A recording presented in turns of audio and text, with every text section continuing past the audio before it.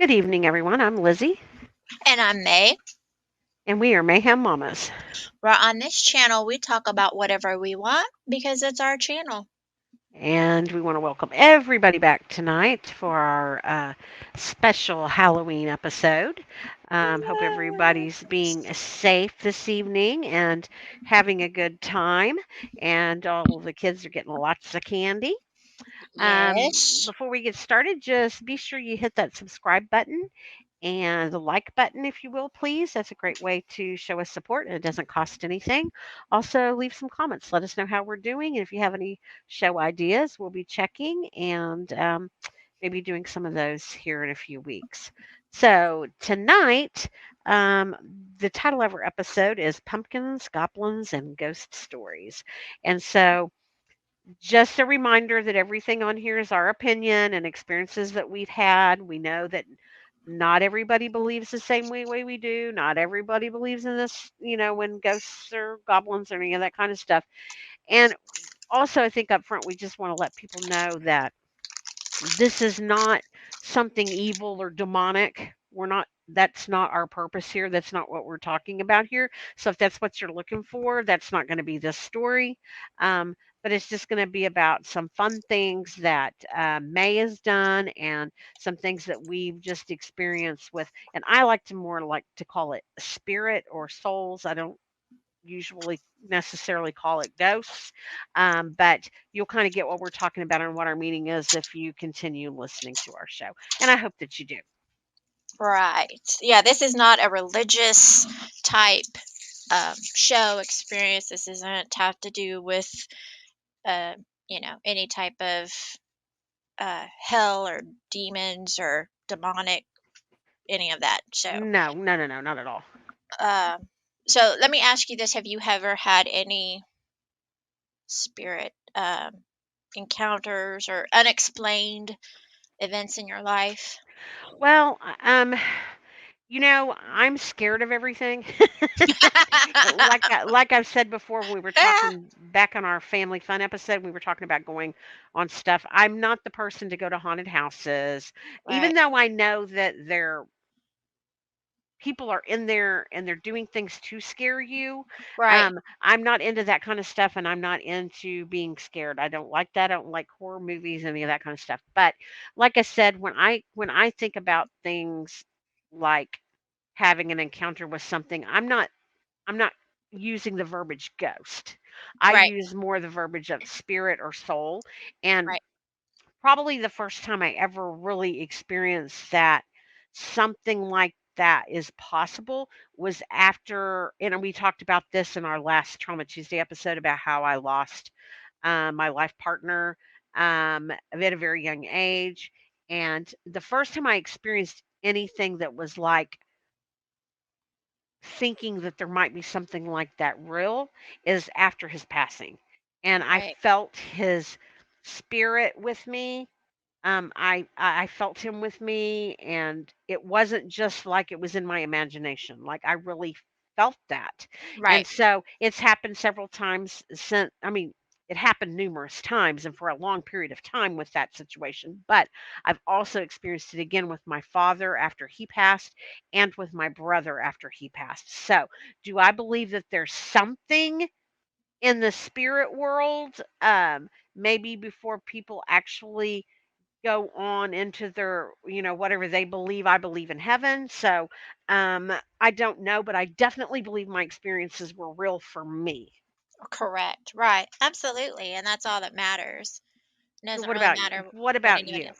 Um, absolutely. I mean, I am by no mean a medium. I'm not clairvoyant. I can't see, speak, interact, or any of that kind of thing.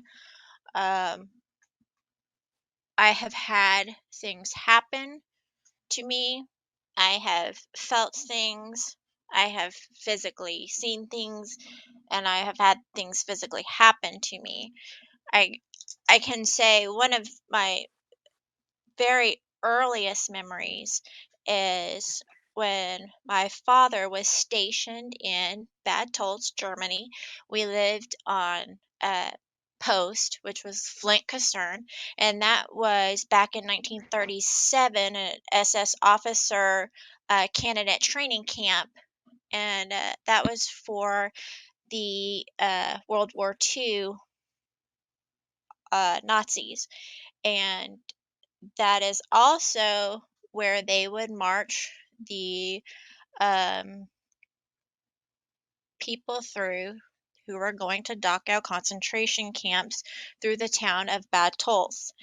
And while they stayed in Bad Tolz on their way to these concentration camps, they would take those people and make them do labor at the Flint Concern. I'm not sure what the training camp was called when it Uh-huh. was not Flint Concern, but I do know that a lot of uh, bad things happened, as you could imagine, where they had the Nazi school training their Uh-huh. officers, and they had the people they were marching through to go to the concentration camps because that was the last town before they hit the concentration camp. Uh-huh. So I'm sure there was a lot of death in and around that location. Oh, I sure. was really young when we stayed there, and so I remember feeling this huge sense of being watched all the time.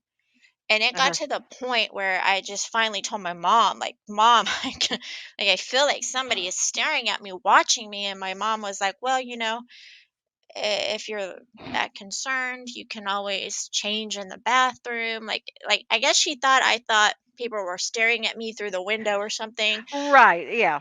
but that wasn't the case. I felt like somebody was in my room or around me watching me in my room constantly, and she Uh-huh. didn't understand that, and I was young and didn't know how to explain to her that Right.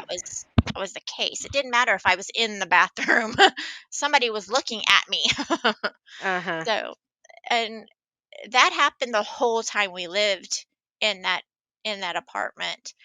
And where we lived is where they housed the candidates, the officer candidates Uh-huh. for that Uh-huh. school. So anyway, that, and we also visited when I was very young, in that same time we visited Dachau. And even at that young of an age, I didn't fully grasp the concept of a concentration camp. Right.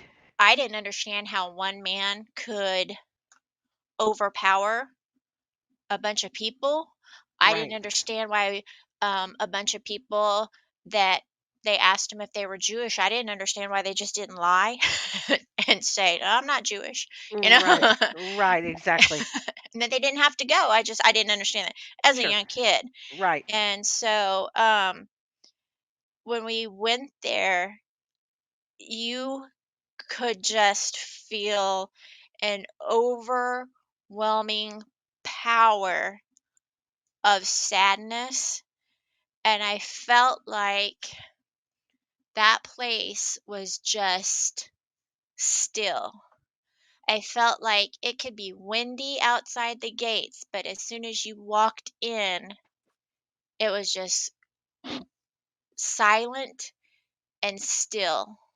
Right. I don't want to say it was calm because I don't really feel like that's the correct word. And again, I don't know, 7, 8, and didn't fully grasp the concept of what had happened. I could see the pictures. I could see I understood that there was a lot of people that passed. I could understand that they were tortured and that they were beaten and they weren't treated well and they weren't housed properly and they were starved. I understood that, and I understood that they were ripped from their families and stuff. I just didn't understand how. Well, That why could didn't happen. right, and why Yeah, didn't all yeah. these people fight back? And, Right, there's that you didn't more of understand it. them than there were of these guys. I Right, didn't right. fully understand, and I don't. I'm not trying to sound ignorant, but I was a child and I didn't Well, sure, you were a little kid. You grasp just weren't it. Yeah, you weren't old enough to grasp the situation. You right, understand some of the circumstances, but you didn't right. grasp the situation of how that could possibly happen. And even as adults, Yeah, it's so disturbing that yes. it's hard for you to wrap your mind around it even as an adult with adult coping mechanisms and an adult Mhm, brain, how someone could be so evil mhm, and to get people to be so mhm. evil to do this horrific thing that happened. Right. So So I get that. the feeling is just overpowering. I don't want to say necessarily it's a there's a lot that went on there, and I can only imagine that what had happened there, the trauma and the terror and the energy of that place has been marked on that place. Uh-huh. And so, that's going to be there for forever. And I Right. can only imagine today it probably still feels like that. Because I Right. was back in the early 80s we went there. Mhm. Yeah. So, I've been to Anne Frank's house. There wasn't really anything that I witnessed or saw there. I've been to Estes Park, Colorado at the Stanley Hotel. I didn't see or feel anything there, but love, calm, peacefulness. I Uh-huh. can tell you that place, that hotel was built out of love and for his wife and his family. The only place that I felt uneasiness was at the bottom, like I guess the basement part of it.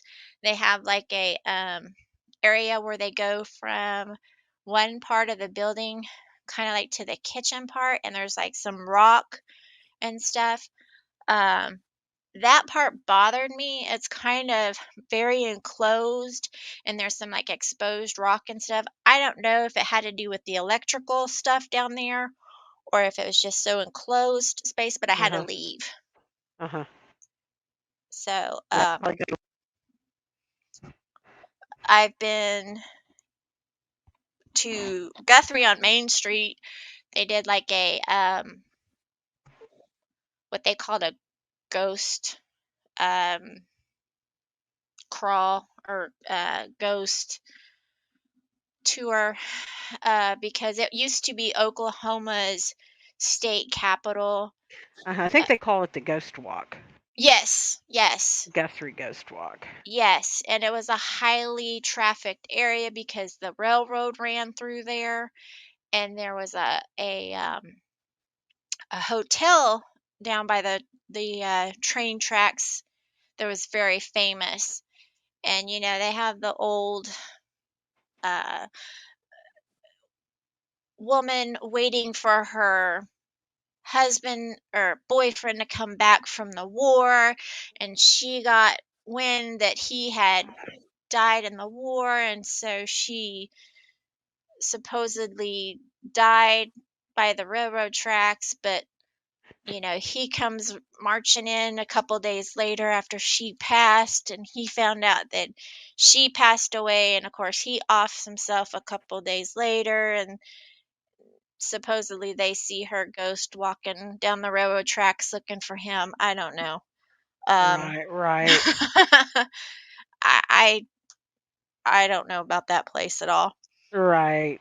What I Yeah. can tell you is one of the most haunted places I've ever been to is the 45th Infantry Museum in Oklahoma City, Oklahoma.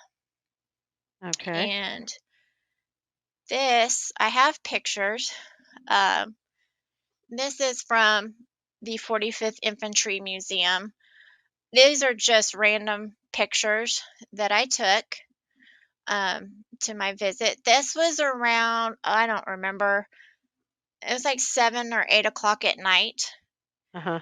Um, I went with me and a relative went with the Oklahoma Paranormal. I think it was Oklahoma Paranormal investigation group, I do believe is what it was. I only had my cell phone. I didn't have any other instruments, tools, anything like that. I went into it just like,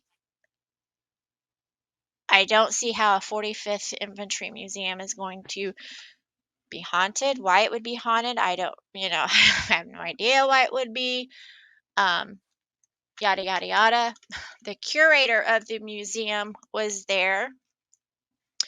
He did not believe in any ghosts, was didn't believe in it, blah blah blah blah blah, Uh-huh. until he started working in the museum, and that all changed drastically. Uh-huh. He went to tell us uh, the stories about the museum, what's housed in the museum. We're sitting in a huge, it's like a little theater room. It's kind of hard to describe. It has like a stage, and then, but it's got long tables and chairs sitting around it. And we're sitting talking amongst ourselves, like, okay, this group is going to go in this vicinity, and this group is going to go in this vicinity. And we're sitting there talking, and all of a sudden, everybody that is in our group that is in the building is sitting in this room. There's no security, nobody's patrolling around, nobody's looking Right. around.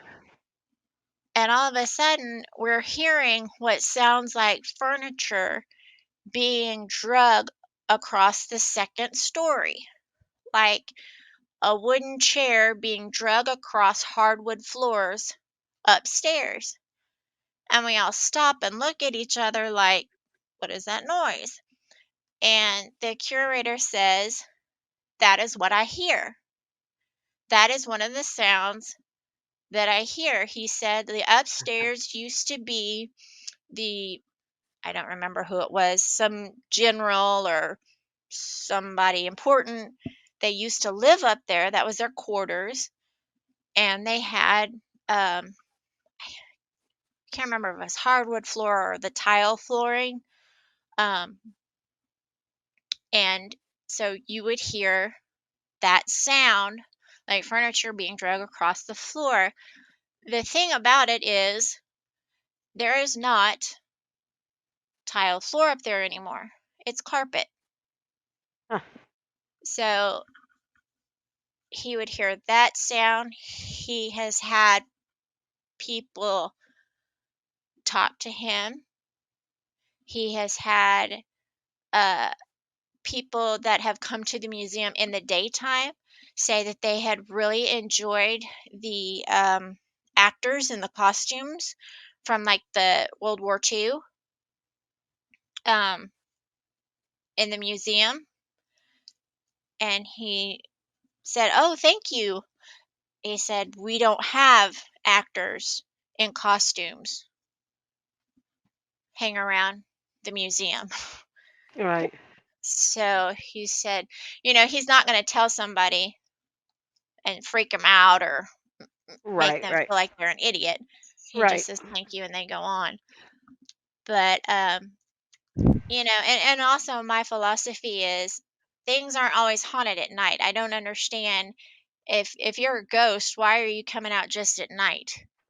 Well, because that's just the perception piece Exactly. that's went along with it. I mean, Right. if there is a such thing as spirits, they're not just going to be at the nighttime. They're not just going to be in a That's cemetery, exactly.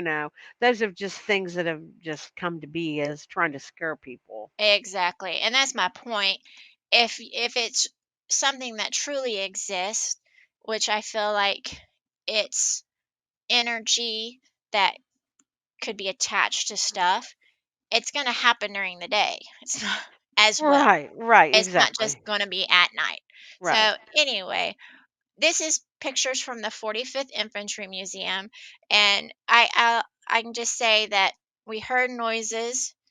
Um, they have tools and whatnot that can detect certain things, but these are pictures that I took with my cell phone back in 2017, I believe. So this is stuff from the 45th Infantry Museum. Um, this is from World War II. They have some of Hitler's actual belongings that were in his bunker when he shot himself there. Um, Interesting. yeah, Hmm. so it's this was a swastika from 1923 when I believe that I can't remember if it was the infantry adopted it. It was Uh-huh. actually something that was not German related, or if it was the Indians who had it first, but it was not representative of evilness until Hitler adopted it in 19, was it 45 or He died in 30? he died in 1945. Right. Okay, so that was the end of the So war. It's yeah, 37. it was yeah, it was yeah. That's when Hitler took it. So it was not always associated with evilness. Right. These are the hats there from these were the different swastikas there from the National Guard division. Mhm. Those were just beer steins I thought were cool. Yeah. This was actually a figurine that was in on Hitler's related to Hitler's area. Uh-huh. The soldier there. This is also in, as you can tell from the background, pertaining to World War II. That Yes. this was some of Hitler's stuff there from the Nazis. I have two videos. I'm not gonna really play them because what they depict is the Oklahoma Paranormal Investigation. They have apps that they say can communicate with spirits, and what it does is it uses radio frequency that will use like AM or Wi-Fi radio frequencies that will allow the spirits to manipulate the radio frequencies and make words. Uh, And uh-huh. so that's what I recorded was conversations that they supposedly um, did. They would, I think they would ask them questions or and Right. whatnot, and they would respond. Yeah. I can't say that that's What? credible or not. Right. I don't believe in that. Mhm. I That's just me personally. Right. I mean, I just don't.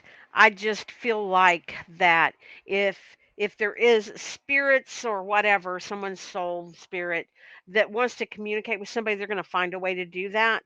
Mhm. And I don't think you have to use radio frequency to do that. Mhm. So to me, that just seems a little hokey. And not Mhm. only that, I feel like it's for effect. Right. And Right. so, yeah, yeah, So I just skip over the videos. But right. like I said, Very that pretty there. that this isn't the 45th Infantry Museum. This is actually the Grisso Mansion in Seminole. Oh, okay. This is a very interesting place, This is Seminole. Oh, Oklahoma. okay. And all I can say about this place is it's very beautiful. Looks like Um, it. I didn't really, other than it being very beautiful, the only thing I felt was very ominous in the basement part of it. And when we get down there, I'll kind of explain why. but I don't think it had anything to do with it being haunted or anything. And I'll explain why. This was the ceiling there in like I Oh, believe it was wow. the dining room or something, and the chandelier was just absolutely gorgeous. Yes, it is. The ceiling is too. This is the buffet there, the china Uh-huh. cabinet. It's beautiful. That's just piano. The baby grand, yeah. Uh, Again, this was a cell phone camera. Right. I am not saying anything about this picture. All I'm saying is I took this picture of this gorgeous piece of furniture. That is Uh-huh. all I'm saying. I don't believe in Yeah. orbs. I don't believe Right. in any of that. So Yeah. just It was, this yeah. is a gorgeous piece of furniture. Uh-huh. Yeah, That's really pretty another furniture. gorgeous piece of I believe this stuff, I can't remember. I think it was from Italy. Mhm. Is um It's beautiful. Yeah, mhm it looks like you're having lighting problems off of the chandeliers and stuff in there. mhm I don't remember what was going on in these pictures. I think I want to say like we were they were doing something, trying to capture something. Okay. In the basement of this mansion, the man that owned this mansion was huge into the Masonic society, Okay. and he was like the grand poobah of the Masonic lodge in this area. Right. The grand Okay. poobah. Yeah.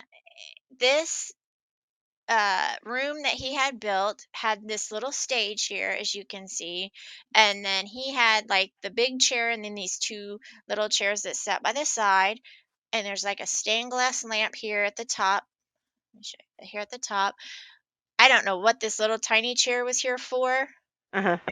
I just creep factor, I don't know. There's a piano here. Right. There is a shower down in this area, Uh-huh. and there's like some seating in this area. It was said that they conducted their Masonic Lodge meetings down in this uh, bottom part of his mansion. Uh-huh. Women, like his wives, the wives of the Masonic Lodge, were not allowed down in this basement. Basement. Uh-huh. There is a tunnel that goes from this room out to the garden that I kind of showed you, the Uh-huh. first picture, that has a door that leads out onto the street where you can leave and enter from. It was Okay. said that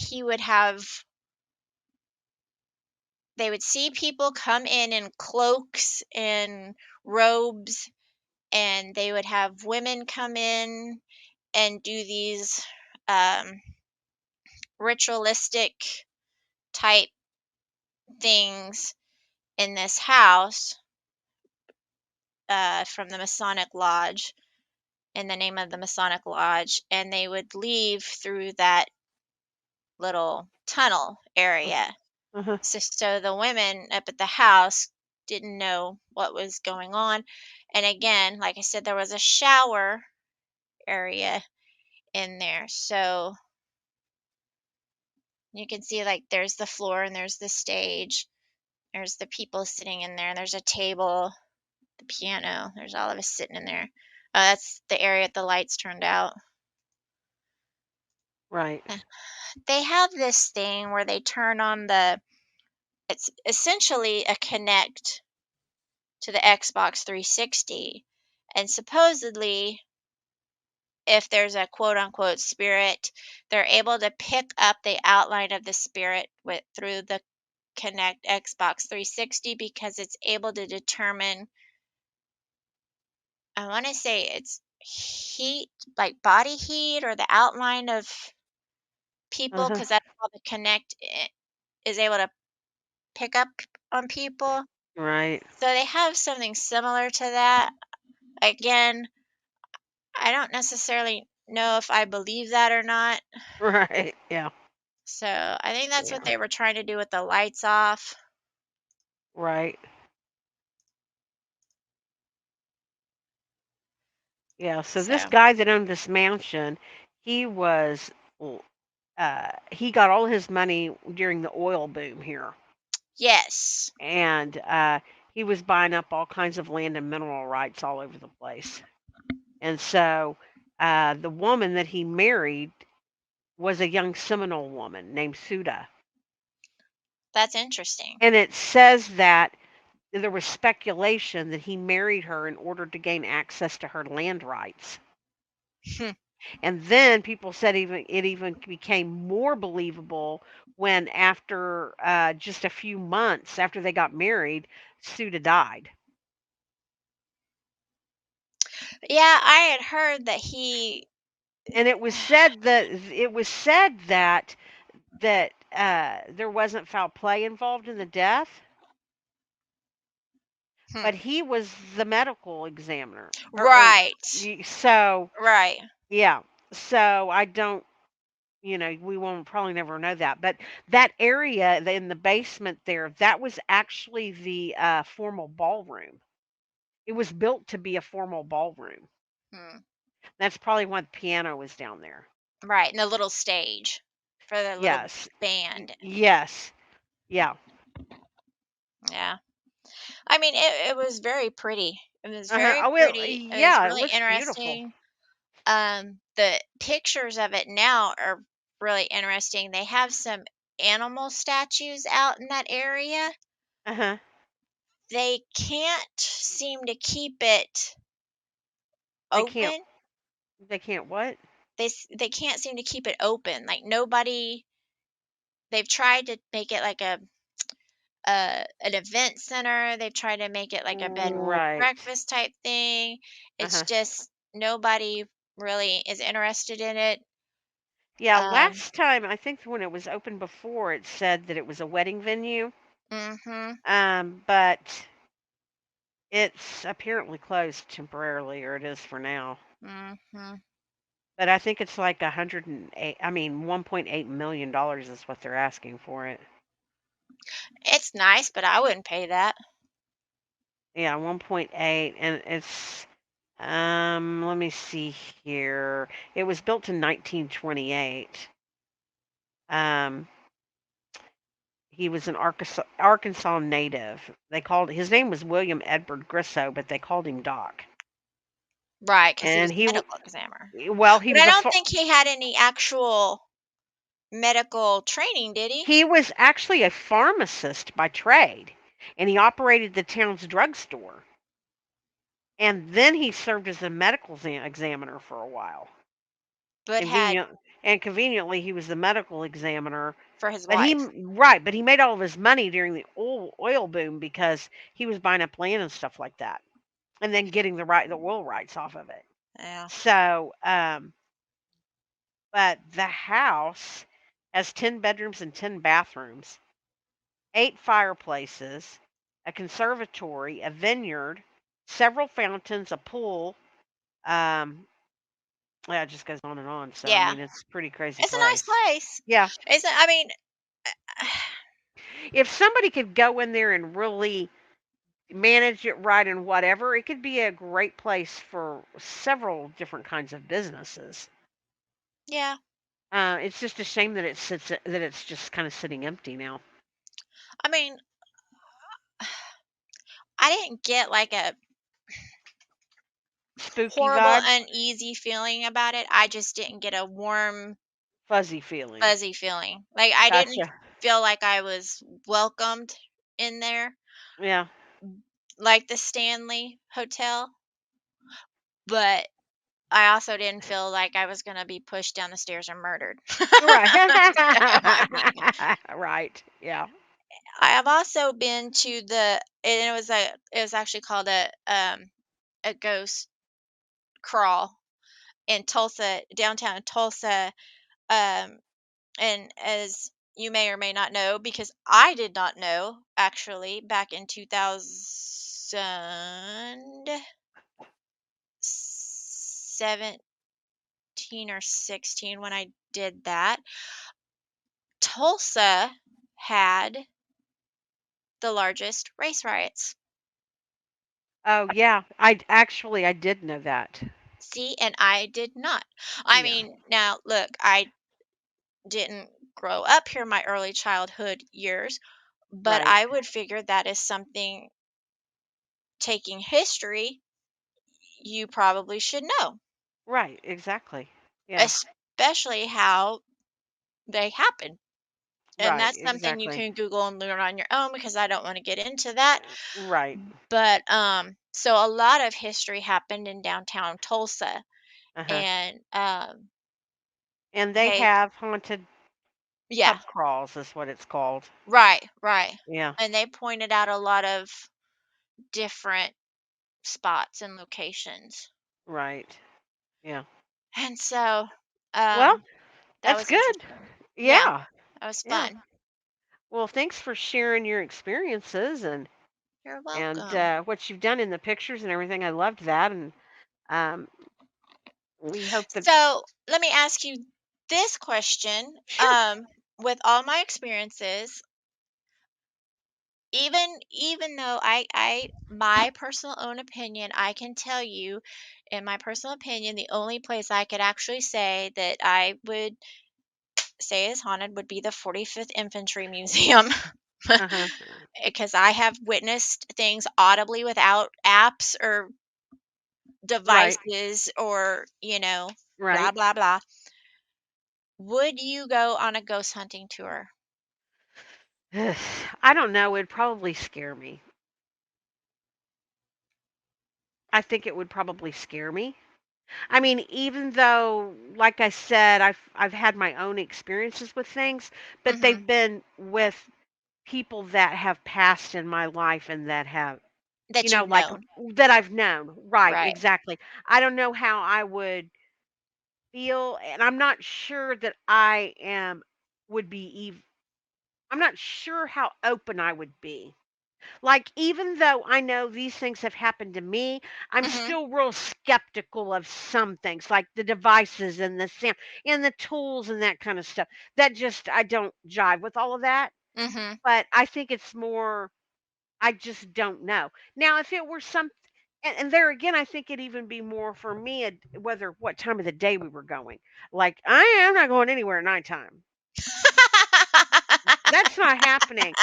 But if you want, if you want to like go to the 45th Infantry Museum at 10 o'clock in the morning and have tea and crumpets, then I might join that tour. But yeah, no, because I just get spooked at nighttime. I don't know what my problem is. I'm not the type of person that really just gets like there's not a lot of stuff that scares me. Like I don't Right. feel like I'm a scaredy cat, Right. but I do get scared. I'm like, if you jump at me and scare me, I'm like Yeah. gonna have a heart attack and die kind of person. Right. And I don't like being scared like that. And I think a lot of it has to do as I don't like being out of control. Mhm. I Right. like being in control all the time of myself. And so that may even be where that comes from. But um I don't know. I am scared. Like One even if I know I'm going somewhere where this is not real and there's no possibility it's going to be real, I'm still scared. Like I'm not going on a haunted hayride. I'm not going into one of these pay $10 and go into the haunted warehouse downtown.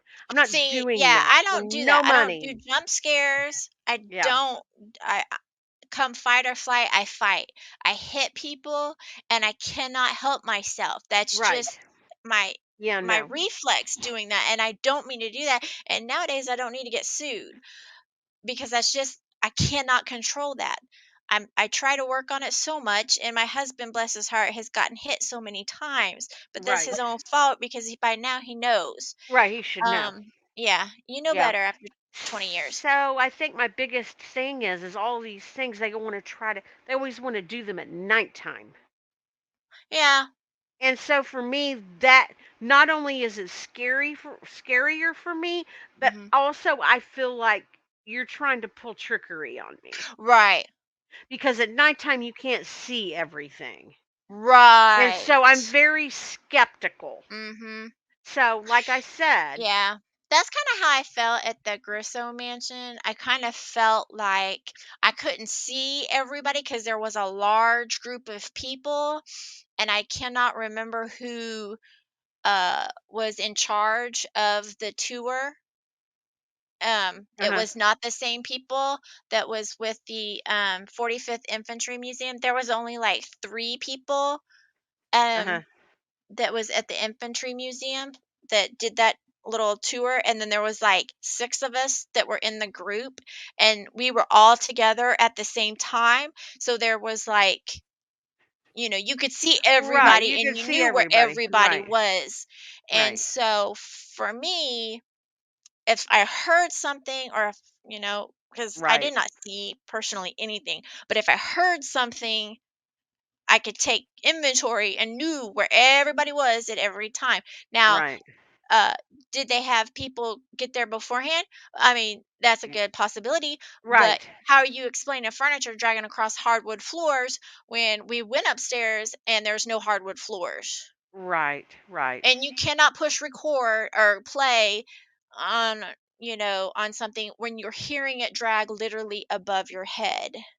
right, And it happened more than one time. And that's just one instance of a sound. I mean, there were numerous right. sounds, there were numerous things that happened. Yeah, I mean, so for me, definitely there was something in that place. going on. Yeah, Um, like I said, the Grisso mansion, there was a device that she used that and you can see I have a 17-minute video. Not going to play it because, again, a lot of people, um she had right. a like a technical engineer, or uh I don't know what it was, but somebody to help her set up this equipment and stuff, who was in Hmm. another room. So, who's to say she doesn't have this little device going on and he's in another room Making the answering noises. question, or you Right, know what I'm saying? exactly. Underneath Right. a table, making things fly like they did back in the old days. I mean, it may have been legit, and I'm not trying to knock these people's business because I'm not trying to slander anybody. It may have been totally legit. I just cannot personally say with my very own eyes that trickery was not happening at this Right, place exactly. Yeah. in that Well, I 17 would minute just video. probably get scared and run out. Okay, well, now, would you stay at the Stanley Hotel? Sure. Yeah, I'd do that. You know what the Stanley Hotel is? Well, yeah, I do, but Okay. I mean, I'm not going to let stuff like that deter me if I wanted to go somewhere. But I'm not Right. going to go to the infantry museum at 10 o'clock at night. That's not going to happen. I'm going to go when they open at 8 a.m. and see everything in the light with everything turned on. What if it's daylight savings time and we went at 5 and it got dark at 5 o'clock? No, Okay. it's still dark. To me, it doesn't matter. Like when I come out of my house, if it's nighttime and I come out of my garage to get in my car, I hit my button so that it lights my car up, and the car lights hit my spotlight on my house, so my entire area is lit up. Then I run to my car and jump in, and I'm ready, boy. If you're out there, and I'm ready to fight you. Ah, So now one you of learned the something new about me. one of the experience and that we've had my husband and I had together was way back before we were married. We were staying in an apartment, and my grandma had recently passed, and it was the morning, and we were laying watching television in bed, or we had just woke up, or I no, we weren't. I'm sorry. It was like 1 or 2 in the morning. Actually, we were sleeping. We were dead asleep, and the covers started to move off of our bed, Uh-huh. like from both sides, move off of our bed, off of our bodies. Uh-huh. And my first thought was the He cat was was under the cover, like moving yeah. my side, pawing at it. Uh-huh. And I got pissed because it woke me up, and it pissed me off because you don't wake me up. That's just something you don't do. So I grabbed my covers and I yanked them back up, and I've went back to sleep. And so the next morning we got up, and my husband said to me, "Did you were you up in the night like yanking my covers off?" And I was like, no." No. Uh-huh. And we started discussing it, and basically that was his first kind Experience of, with something yes, possibly could have been happening, yeah. yes. And we both talked about, well, you know, what could it have been? And neither one of us could actually come up with something logical to dismiss anything. It, Right. it wasn't the cat. A cat couldn't have done that to both sides. Right. Wasn't my Yeah. child. Right. Because my Yeah. child went home. So, Uh-huh. Yeah. but that's what got him believing in, there is a possibility that Possibility there of is something, right. things that could happen. Yeah, exactly. Exactly. Well, thanks everybody for joining us for this episode. We hope you liked it, even if you don't believe in or have had any experience with any type of like spirits or other whatever unexplained, whatever you want to call it. Yeah. We've enjoyed this episode. It's been fun. I'm a scaredy cat, and that's just the way it is. But thanks for joining. We hope you have a really good rest of your Halloween night. We hope that everyone stays safe, and we'll see you next time. Bye. Oh my gosh.